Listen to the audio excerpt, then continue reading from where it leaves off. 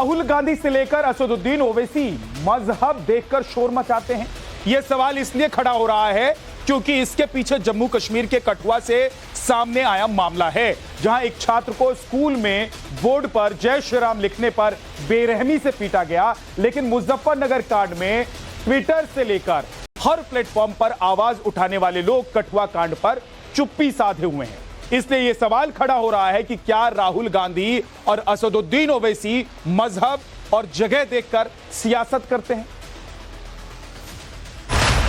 यहाँ पर क्यों भर्ती हो, क्या उसमें से आपको? उधर सर ने मारा मुझे, फिर घर वाले सुबह इधर लिया। क्यों मारा? किसा? मैंने उधर बोर्ड के ऊपर जय श्री राम लिखा था, उसकी वजह से।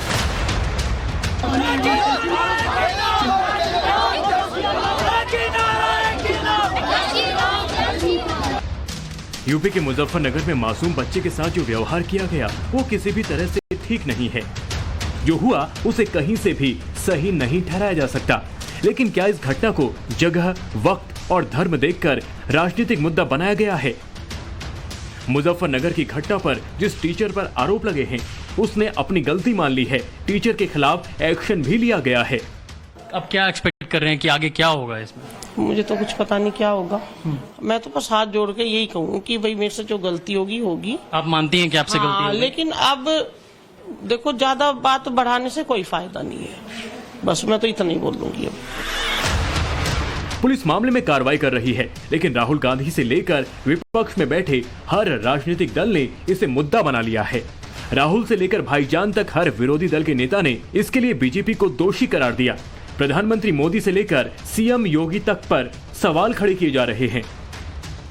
विपक्ष का काम होता है जनता के मुद्दे उठाना, और उसे जनता के मुद्दों के लिए सरकार पर दबाव बनाना भी चाहिए, क्योंकि सरकार लोगों के लिए ही बनी है।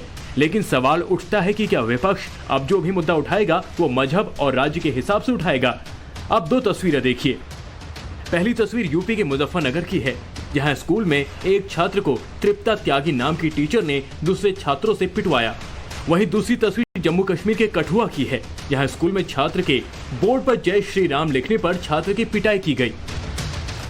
दोनों ही जगहों पर स्कूल में छात्रों के धर्म के आधार पर पक्षपात किया गया, जुल्म किया गया। यूपी में जो हुआ उसे लेकर राजनीतिक दलों की सोशल मीडिया पर ट्वीट करने से लेकर मीडिया में बयान देने वालों की कतार लग गई। मैं ये कहना चाहूंगा कि ये पिछले 9 साल में जो नफरत की सियासत बीजेपी कर रही है और उसी का खैमियाजा आज हम देख रहे हैं। लेकिन हमारी राजनीति, खासतौर से बीजेपी की राजनीति, इंसानों को बांटने वाली राजनीति, धर्म का सहारा लेके आगे बढ़ती हुई राजनीति की वजह से आज ये सब कुछ हो रहा है। तो हर चीज के लिए छोटी बात है, बड़ी बात क्या है? क्या जातवाद का नंगा नाच करना ही इनका मुख्य उद्देश्य है? भारतीय जनता पार्टी जो नफरत का बीज बो रही है वो अभी तक तो केवल हिंदू मुस्लिम में था, अब स्कूल में पहुंच गया। लेकिन जम्मू कश्मीर के कठुआ पर किसी ने कुछ नहीं बोला। जो नेता कल तक बयान दे रहे थे उन्होंने चुप्पी साध ली। यूपी मुजफ्फरपुर के अंदर अगर कोई इंसिडेंट होता है तो सारी अपोजिशन इकट्ठी होकर बयानबाजी करके भाजपा को कोसना शुरू कर देती है। और आज जब बन्नी के अंदर एक ब्लैक बोर्ड पर जय श्री राम लिखने पर बेरहमी से बच्चे को मारा गया, पीटा गया, आज क्यों खामोश है ये अपोजिशन? क्या बच्चे के लिए इनके दिल में कोई भी दर्द नहीं है? यही डबल स्टैंडर्ड क्यों अपनाते हैं अपोजिशन वाले? राहुल गांधी ने मुजफ्फरनगर की घटना पर बीजेपी को आड़े हाथों लिया, लेकिन कठुआ की घटना पर कोई ट्वीट नहीं किया। प्रियंका गांधी भी मुजफ्फरनगर की घटना पर तो बोली, लेकिन कठुआ की घटना पर मौन है। खुद को मुसलमानों का रहनुमा बताने वाले ओवैसी भाईजान भी मुजफ्फरनगर तो बोले, लेकिन कठुआ पर सामने नहीं आए। अखिलेश यादव ने मुजफ्फरनगर की घटना को बीजेपी का नफरती एजेंडा बताया है, तो कठुआ पर चुप्पी साधे हुए हैं। समाजवादी पार्टी से सांसद एसटी हसन और शफीकुर रहमान भी कठुआ मामले पर चुप हैं। स्वामी प्रसाद मौर्य मुजफ्फरनगर की घटना पर बोले, लेकिन कठुआ पर कुछ नहीं कहा। मुजफ्फरनगर स्कूल का मामला सामने आया तो हमने देखा था कि किस तरीके से अपोजिशन पॉलिटिकल पार्टीज ने बीजेपी पर निशाना साधा था। उन्होंने कहा था कि बीजेपी हेट्रेड फैला रही है और वो हेट्रेड अब सड़कों से क्लासरूम तक पहुंच चुका है। हमने देखा कि काफी आक्रोश दिखाया था, लेकिन आज बीजेपी उन्हीं नेताओं से सवाल पूछ रही है। वो कह रही है कि आपका आक्रोश सिलेक्टिव क्यों है, आज आप क्यों नहीं सवाल उठा रहे? जब बनी स्कूल में भी ऐसा मामला सामने आता है तो आप क्यों खामोश हैं, क्यों आपने चुप्पी साध ली है? तो एक सवाल पूछा जा रहा है। उनका कहना है कि क्या इस छात्र के लिए नहीं बोलेंगे क्योंकि इस बार दूसरे समुदाय के लोग इन्वॉल्व हैं, इसलिए आप बिल्कुल खामोशी बरत रहे हैं। तो उनका कहना है कि हालांकि अगर चाहे मुजफ्फरनगर का हादसा हो या चाहे बनी स्कूल की बात हो, दोनों ही जगह जो हादसे हुए हैं वो निंदनीय हैं और उस पे लिए हर एक को आवाज उठानी चाहिए। यानी हर सियासी दल अपनी सियासत के हिसाब से घटना की व्याख्या कर रहा है। जम्मू कश्मीर के कठुआ में क्या हुआ, कैसे हुआ और अब क्या हालात हैं, सब बताएंगे। कठुआ में स्कूल में इस पीड़ित बच्चे का नाम तो हम नहीं बता सकते, ना ही पहचान, लेकिन उसके साथ जो दुर्व्यवहार हुआ वो बताना जरूरी है।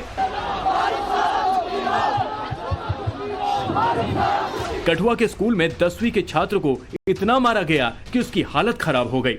उस छात्र का कसूर सिर्फ इतना था, उसने ब्लैक बोर्ड पर जय श्री राम लिख दिया था। फिर क्या था, स्कूल टीचर मोहम्मद फारूक ने छात्र की पिटाई कर दी। यहाँ पर क्यों भर्ती हो, क्या समस्या है आपको? उधर सर ने मारा मुझे, फिर घर वाले सुबह इधर लिया। क्यों मारा? किसा? मैंने उधर बोर्ड के ऊपर जय श्री राम लिखा था, उसकी वजह।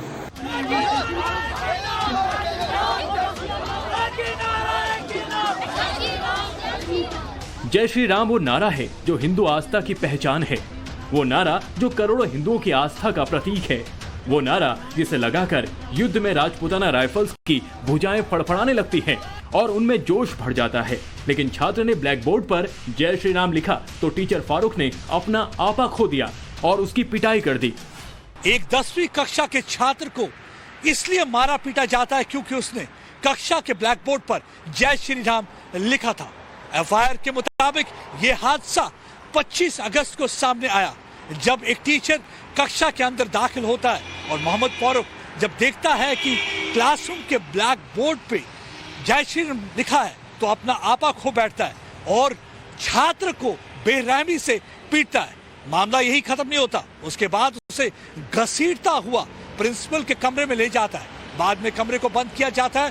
प्रिंसिपल और अध्यापक दोनों इस छात्र को घूसे और लातों से पीटते हैं। जैसे ही इंजर्ड स्टूडेंट अस्पताल में दाखिल होता है, ये मामला तूल पकड़ लेता है और ये खबर जो है आग की तरह फैल जाती है। लोग प्रदर्शन करने सड़कों पर उतर आते हैं और प्रदर्शन करते हैं और डिमांड करते हैं कि कार्रवाई की जानी चाहिए। पहले टीचर फारूक और प्रिंसिपल मोहम्मद हाफिज ने बिना रहम किए छात्र को इतना पीटा कि उसे अस्पताल में भर्ती करना पड़ा। यहाँ पर क्यों भर्ती हो, क्या समस्या है आपको? उधर सर ने मारा मुझे, फिर घर वाले सुबह इधर लिया। क्यों मारा? किसा? मैंने उधर बोर्ड के ऊपर जय श्री राम लिखा था, उसकी वजह। किसने मारा? फारूक डॉक्टर ने, प्रिंसिपल ने। फारूक डॉक्टर क्या है वो लेक्चर है उर्दू। और प्रिंसिपल ने मारा? क्या बोला आपको? बोला कुछ नहीं, ऐसे ही मारते रहे। क्या बोला कि आपने जय श्री राम लिखा है? हाँ। और कौन था उस वक्त जब मारा? तो उधर बहुत से किसी ने नहीं बोला ना। पहले बाहर मारा, हाँ, फिर अंदर ले गए। छात्र स्कूल में भर्ती है, उसका इलाज चल रहा है, लेकिन उसके समर्थन में हजारों की संख्या में स्टूडेंट और स्थानीय लोग सड़कों पर उतर आए। छात्र समर्थन में नारेबाजी करने लगे। आरोपी टीचर फारूक और प्रिंसिपल हाफिज को सस्पेंड करने की मांग करने लगे।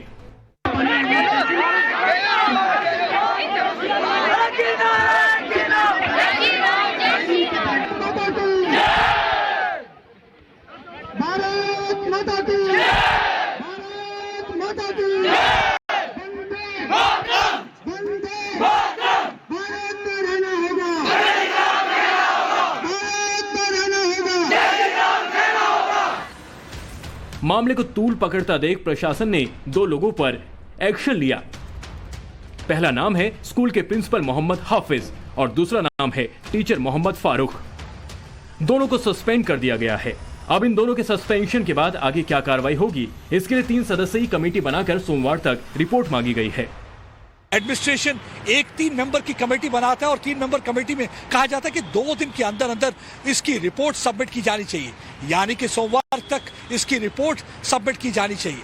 पुलिस ने एफआईआर तो रजिस्टर कर लिया है, अध्यापक जो है मोहम्मद फारूक उसको गिरफ्तार कर लिया, लेकिन अभी प्रिंसिपल को ढूंढने के लिए पूरी कोशिश जारी है। वो अभी एब्सकॉन्डिंग है। मोहम्मद हफीज जो प्रिंसिपल है वो अभी एब्सकॉन्डिंग है, उसे ढूंढा जा रहा है, उसके लिए पूरे इलाके को खंगाला जा रहा है। उसके अलावा इन दोनों अध्यापक और प्रिंसिपल को सस्पेंड कर दिया गया है। आरोपी टीचर मोहम्मद फारूक पुलिस की गिरफ्त में है, लेकिन स्कूल का प्रिंसिपल हाफिज अब भी पुलिस की गिरफ्त से दूर है और उसकी गिरफ्तारी न होने तक प्रदर्शन की बात कही जा रही है। प्रदर्शन में बड़ी तादाद में स्कूली बच्चे भी शामिल हैं।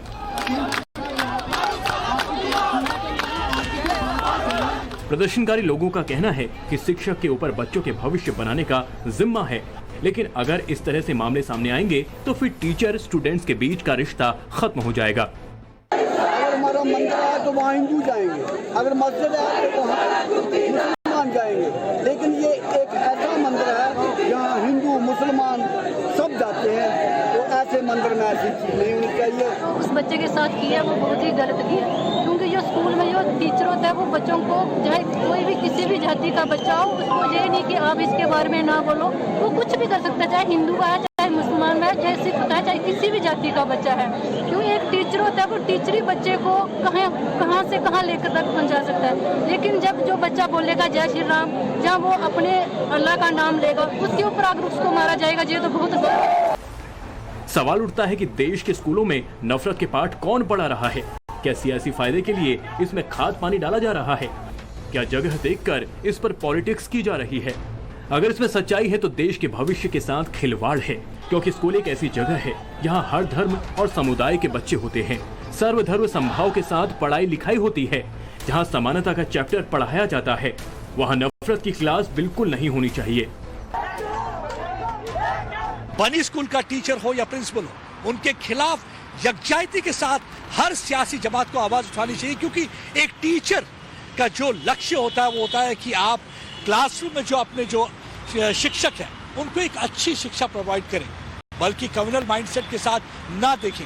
जो बनी के स्कूल में हुआ है वो बिल्कुल नहीं होना चाहिए था, और जो मुजफ्फरनगर में हुआ है वो भी बिल्कुल नहीं होना चाहिए था। सियासत इस समय चल रही है और हम देख रहे हैं कि एक दूसरे पर इल्जामात लगाए जा रहे हैं, लेकिन कोई भी ये कहने को तैयार नहीं है एक साथ आके कि ऐसी हरकतें नहीं होनी चाहिए, क्योंकि टीचर जो है कैरेक्टर बिल्डिंग के साथ साथ नेशन बिल्डिंग करता है, और ऐसे कम्युनल माइंडसेट रखने वाले अध्यापक की कोई भी जगह क्लासरूम या स्कूल में नहीं है।